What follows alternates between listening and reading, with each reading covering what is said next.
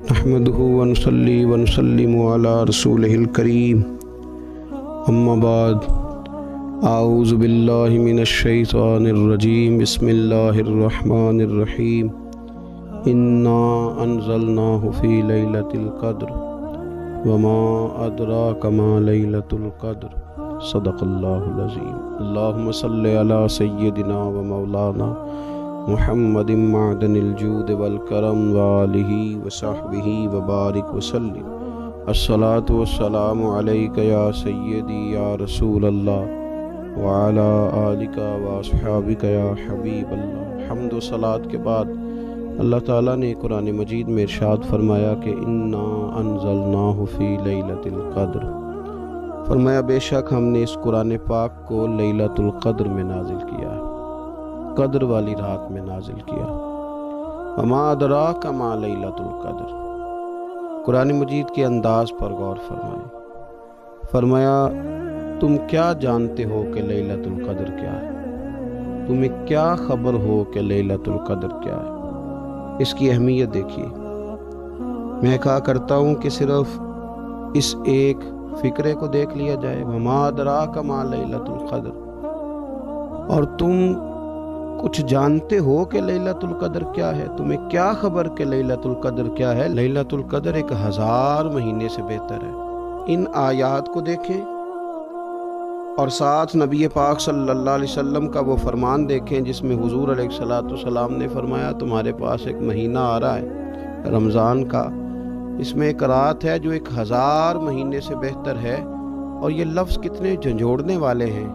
حضور علیہ السلام نے فرمایا جو اس رات محروم رہ گیا وہ ہر نیکی سے محروم رہ گیا، جو اس رات محروم رہا محروم ہی رہ گیا۔ اتنی بڑی بات فرمایا تنزل الملائکۃ والروح، یعنی جبریل امین اترتے ہیں، فیہا اس رات میں بِإِذْنِ رَبِّهِمْ مِنْ كُلِّ امر، اپنے رب کے حکم سے ہر خیر کے کام کے لیے۔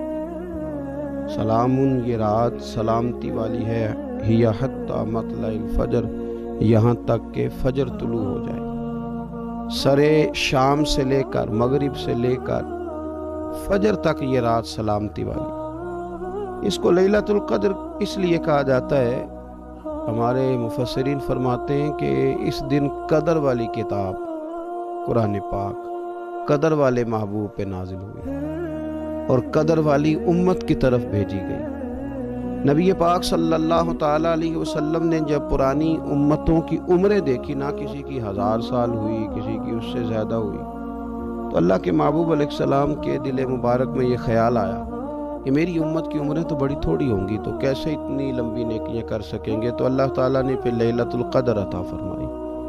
گویا اس ایک رات میں جو آدمی نیکی کرے، 1000 دن نہیں۔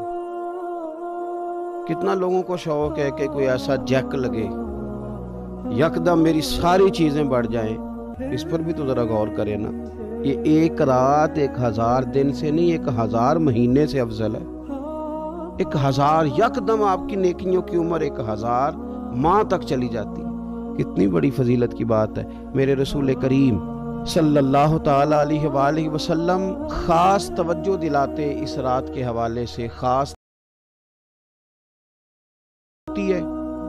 صحیح حدیث میں موجود ہے، نبی پاک صلی اللہ تعالیٰ علیہ وسلم نے فرمایا کہ اسے رمضان کے آخری عشرے میں تلاش کرو۔ گویا یہ جو 5 طاق راتیں ہیں نا، 21ویں، 23ویں، 25ویں، 27ویں، 29ویں، ان طاق راتوں میں اس رات کو تلاش کرو۔ اس رات اللہ کے فرشتے نازل ہوتے ہیں، آسمان دنیا پر، زمین پر فرشتے اترتے ہیں۔ حضرت جبریل امین علیہ السلام انہیں لے کر کے آتے ہیں، اور فرشتے کیا کرتے ہیں کہ جو بندہ اس رات اللہ کی یاد میں موجود ہو، جو بندہ اللہ تبارک و تعالیٰ کے ذکر میں موجود ہو، جو بندہ اس دن اللہ تبارک و تعالیٰ کی بارگاہ میں کسی بھی طور پر حاضر ہو، فرشتے اس کے لیے دعائے مغفرت بھی کرتے ہیں اور رب کی بارگاہ میں التجائے رحمت بھی کرتے ہیں۔ اور ایک روایت میں ہمیں یوں بھی ملتا ہے کہ فرشتے اسے مصافحہ بھی کرتے ہیں، ہاتھ بھی ملاتے ہیں۔ دیکھیے نا کتنی سعادت مندی ہے کہ انسان عبادت کر رہا اور فرشتے اس کی زیارت کو آئیں۔ ہمارے صوفیاء فرماتے ہیں تو پکا پروگرام بنا لے عبادت کا، فرشتے کئی بار تیری زیارت کو آیا کریں گے۔ اور پھر ایک اور بات یہاں بڑی قابل توجہ ہے کہ انسان جب محسوس کرتا ہے نا مجھے کچھ دیکھ رہا ہے، تو ذرا اس کی عبادت کا انداز بھی تھوڑا تبدیل ہو جاتا ہے۔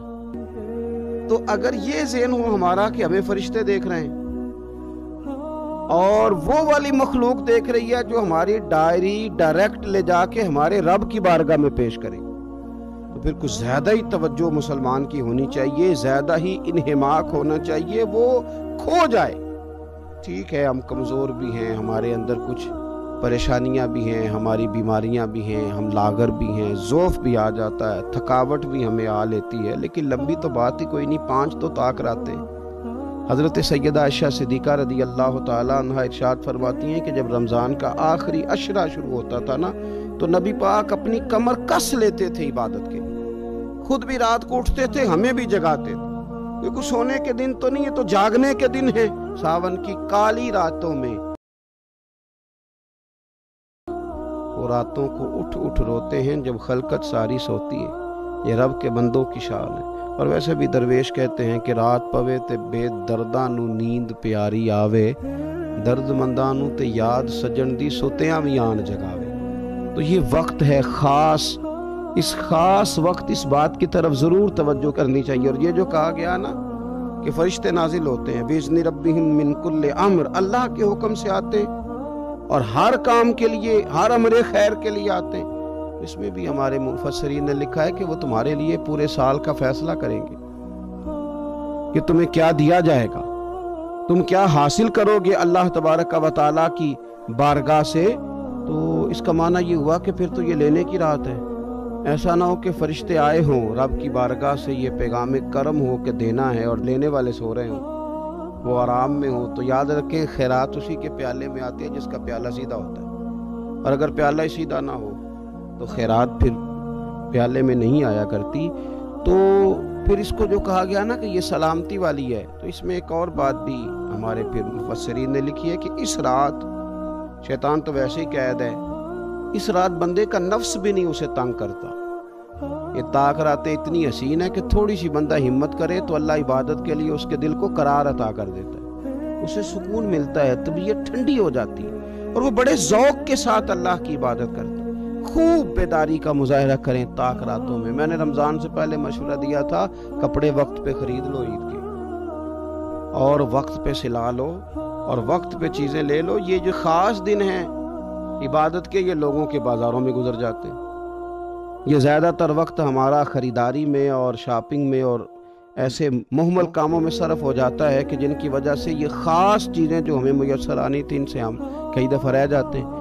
تو اس رات کرنا کیا ہے؟ زیادہ سے زیادہ کھڑے ہو کے رب کی عبادت کریں، قرآن شریف کی تلاوت کریں، استغفار پڑھیں۔ سیدہ طیبہ طاہرہ حضرت عائشہ صدیقہ رضی اللہ تعالی عنہا نے عرض کی یا رسول اللہ اگر مجھے یہ رات مل جائے تو کیا پڑھوں؟ تو فرمایا عائشہ تم یہ دعا مانگنا، اللہم انکا عفو، اے اللہ بے شک تو درگزر کرنے والا ہے، تحب العفو، اور تو درگزر کرنے کو پسند بھی کرتا ہے، فاعف عنی، ہم سے بھی درگزر فرما، ہمارے گناہوں کو معاف فرما۔ یعنی اس رات اللہ سے درگزر کا سوال کریں۔ جو لوگوں کے سامنے اپنی خطائیں ہوتی ہیں وہ تو ویسے بیچارے ہر وقت معافی مانگتے رہتے ہیں، جن کے پیش نظر اپنی غلطیاں ہوتی ہیں، جو اپنے رب کریم کی بارگاہ میں حاضر ہونے کا ارادہ رکھتے ہیں صاف ستھرا ہو کر، وہ تو ویسے ہی معافی کے طلبگار ہوتے ہیں۔ تو یہ تو خاص چانس ملا ہے معافی مانگنے کا، تو بالکل سستی کا مظاہرہ نہ کریں، بالخصوص وہ لوگ جو اعتکاف میں موجود ہیں۔ نیند تو کسی وقت بھی آ جاتی ہے، آپ دوپہر کو بھی ذرا چپ کر کے لائٹ آف کریں تو یہ آ ہی جاتی ہے۔ آپ سر شام بھی تھوڑا سا کھانا کھانے کے بعد اگر کمر سیدھی کرنے کو بھی لیٹ جائیں تو نیند تو پھر بھی آ ہی جاتی ہے۔ لیکن یہ سنہری قسم کے ایام ہیں، سختی نہیں، پابندی نہیں، فرض نہیں، لیکن اگر شوق کے ساتھ، ذوق کے ساتھ، توجہ کے ساتھ، میں ایک مثال دیا کرتا ہوں کہ یہ ہمارے پاس قیمتی دن ہے رمضان کے، ایک عمل کا ثواب 70 کے برابر ہے۔ جس طرح انسان کے پاس کوئی چیز تھوڑی دیر کے لیے آئے تو اس نے جانا ہو تو لوگ اس سے زیادہ فائدہ اٹھانے کی کوشش کرتے ہیں۔ دیہاتوں میں نا غریب گھروں میں استری نہیں ہوتی تھی، ہر گھر میں نہیں ہوتی تھی، تو کسی پڑوس سے استری لے کے آتے تھے تو بوڑھے لوگ یہ کہا کرتے تھے کہ زیادہ کپڑے استری کر لو، استری واپس کرنی ہے۔ جس چیز کو واپس کرنا ہو تھوڑی دیر کے لیے ہمارے پاس ہو، اس سے زیادہ لوگ نفع لینے کی کوشش کرتے ہیں، تو یہ تو تھوڑے دن باقی رہ گئے، تاخراتیں تھوڑی رہ گئی، زیادہ نفع لینے کی کوشش کریں۔ اللہ تعالیٰ اس سال جب فرشتے لیلۃ القدر پہ آئیں تو وہ امت مسلمہ کے لیے ایسا رحمت کا پیغام لے کے آئیں کہ دین پھر سے غالب ہو جائے، اسلام پوری دنیا کے اندر اپنے غلبے کے ساتھ سامنے آ جائے، کفر کا، ظلم کا، زیادتی کا، جبر کا ہمیشہ کے لیے خاتمہ ہو جائے۔ اور اللہ تعالیٰ اس سال لیلۃ القدر میں جن لوگوں کو معاف کرے گا، رب کریم ہم سب کے نام اس میں شامل فرمائے۔ آخر دعویٰ ان الحمدللہ رب العالمین۔